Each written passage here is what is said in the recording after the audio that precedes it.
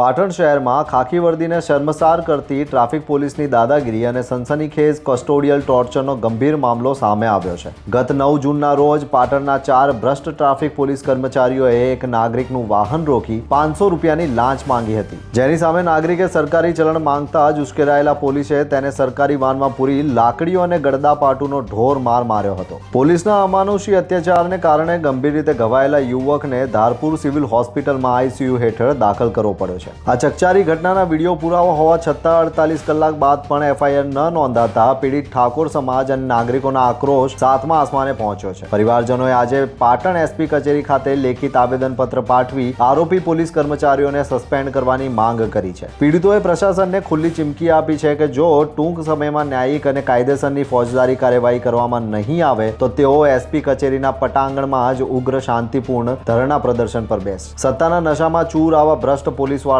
Jail ભેગા થશે। જોતા રહો ગુજરાત વંદન। ધન્યવાદ।